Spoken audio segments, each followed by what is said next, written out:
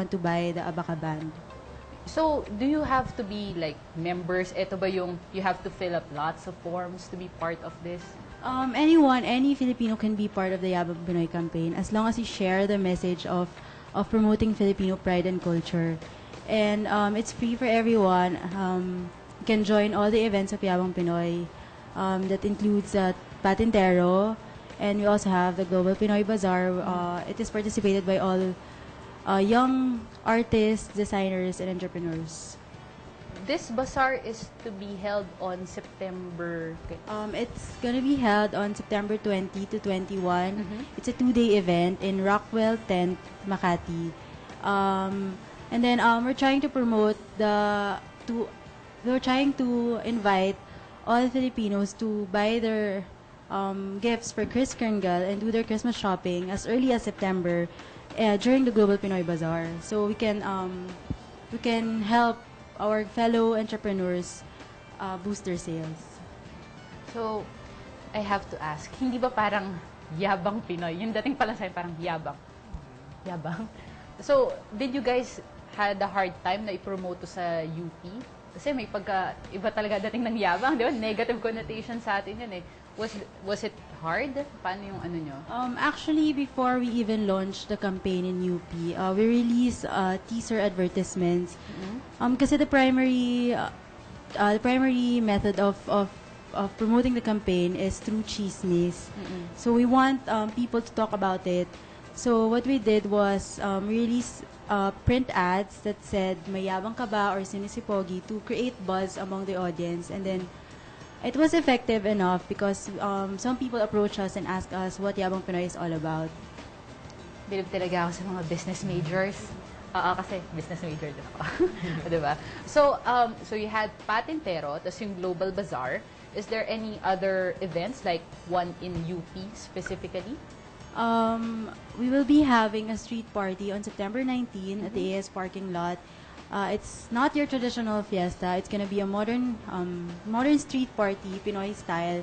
We'll be having local performances by famous young acts. So actually world class. We're still trying to get performance right now, and we're going to have street foods like isaw, fishball, those foods that are very popular in UP. And we're also gonna have a pedestrian fashion show wherein you will see models portraying characters that you see in a normal street scenario in Metro Manila. So, is this open to everyone, hindi lang sa mga taga-UP? Yeah, we're actually inviting everyone. If you want to join us during the street party, you're very welcome. But this is primarily targeted to the whole UP community, not only the students but also the staff, the alumni, and also the faculty. So, thank you very much, Sir Tim, Miss Wei. Okay. So, narinig po ninyo yon. Yabang Pinoy, you can visit their website at www.yabangpinoy.com, and you can also visit our Multiply site at www.upabam.yabangpinoy.multiply.com and yabangpinoys.multiply.com. So, there you go. So, kailangan natin i-promote, sama-sama natin i-promote at magyabang na tayo ay Pilipino. So, I'd like to thank my guest. Thank you very much. Thank you also. Thank you. Yabang ko, Pinoy ako eh. Okay, so this is Francis and this is Moment Ko To. We'll be right back.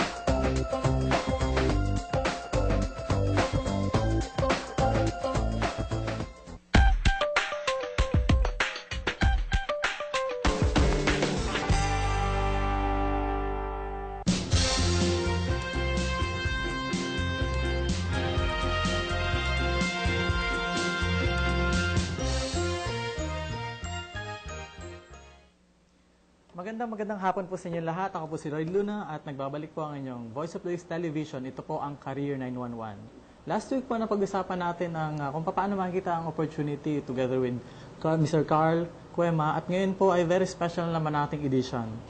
Sapagkat para po sa mga caregivers dyan at para po sa mga nurses dyan na naghahanap ng opportunity, ngayon po ay bibigyan namin kayo ng step-by-step tips kung paano kayo magkakaroon ng opportunity at paano kayo maging successful sa inyong field. Ngayon pong hapon, kasama natin Ms. M. San Juan of Elite Consultancy. Good afternoon, ma'am. Good afternoon. Yeah.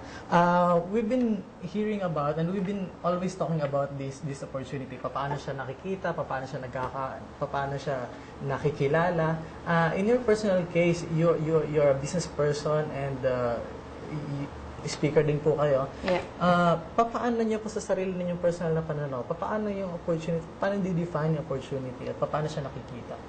Okay, tayo kasi mga Pilipino, minsan or kadalasan natutunan natin mula sa ating mga guro or teachers to be more of an employee. However, when I had my brush with working with entrepreneurs and businessmen, it is more towards a discussion of how to become your own person, how to believe in yourself, how to build yourself into something that which you've not achieved before. So it is more of not just meeting objectives, but overachieving your objectives. So that's the reason why we have promoted socially relevant events with entrepreneurship and career development in all of the events that we are producing. Pero yung pagtuturo natin na dapat magtrabaho sila, yung mindset na hindi naman totally mali yun. Hindi naman natin sinasabi na huwag kayong magtrabaho. Paano mo malalaman? Ano yung very, very thin line? Kung paano malalaman, saan ka ba talaga? Dito ka magninegosyo ka or dito ka magtatrabaho ka? Well, in everything that you do kasi, sa lahat ng mga gagawin natin, naandyan parati yung take charge attitude. Yan ang naiibang step para sa lahat ng tao. Whether negosyo ka, or gusto mo mamasukan, or you could still be an intrapreneur for all that matters, no? Ibig sabihin nun, you watch out for the cost, you check out the possible profit for the company that you work in. Ang ibig sabihin na is you care. So, well, I've always promoted this, no? Sabi ko nga, and when people hear about it, gross national happiness is more than gross national product, because when you have happiness, well, profit comes also. So you work on believing in yourself, you work on the skills that you have, and then you promote it whether you're an employee or you have your own enterprise, and voila, that's it. You have the formula for success because you believe in yourself, you believe that you can serve others, you believe in a God, and when you do it for others, you do it for yourself, then you become more successful and happy. There are millions of unemployed caregivers and nurses in the Philippines. Okay? True. Now, paano natin sila mako-convince na, hey, come on, believe in yourself, do this and do that. Eh, kung parang hindi nilang makita, parang hindi nagsisinkin sa kanila na meron talaga, parang ano yung dapat nilang gawin, yung dapat nilang malaman? Ito po ang rason kung bakit we come up with socially relevant events. In our own little way, we would like to contribute, to push, di ba, push and pull lang naman yan. So, let's help push our caregivers that, hey, you have what it takes to become good. Because you know, worldwide, there are so many people who are looking for Filipino caregivers because they possess caring, professional, and even more than that, a very personal relationship with their patients. That's the reason why we are highly in demand. However, how are we going to go out if we're here? No, exactly. But that's the Diba? very question. I would like to address our audience, especially mga caregivers and mga nurses na really, kahit saan natin pag-aaral tingnan, tayo yung the best sa buong mundo. Ngayon, nagkakaroon ng problema dahil minsan hindi natin lang, paano ba tayo aalis? Kailangan lang ba ng pera? Visa? Paano? Saan ba meron talagang trabaho? Pero magaling tayo na. Going back to you, Miss Ems, paano nga naman yun? Kasi through the event that we have called the First Philippine Caregiver Summit, nakita po kasi namin na maraming ang naghahanap ng opportunity. So sa August 29 to 31, itatackle namin yon through the Experience Conference.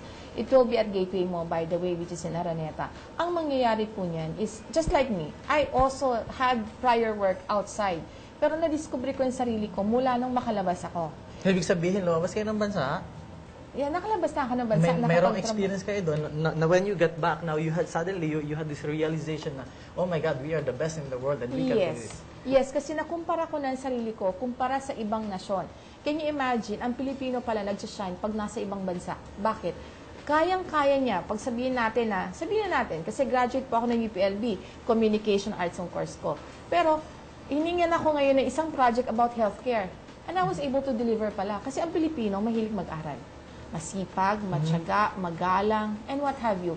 So, pag pumunta sa ibang nasyon, nagbi-blend ang Pinoy. Kahit pa mahirap, sasabihin ng Pinoy, kaya ko yan. Pero pag may ibang Pinoy minsan kasama at sinabi, mahirap yan.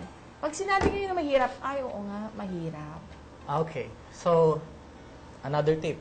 Huwag maniniwala. Pag sinabi sa'yo hindi mo kaya yan, pag sinabi sa'yo mahirap yan, huwag maniniwala. Kung sino mang tao na, kung sino man yung tao na may kilala sa sarili mo, ikaw yun. Ngayon, hindi yun yung ibang tao, kundi ikaw yun. So, ano yung iba pa nakikita niyo mga problema ng mga nurses sa mga caregivers natin ngayon? Maliban doon sa kung paano sila lalabas.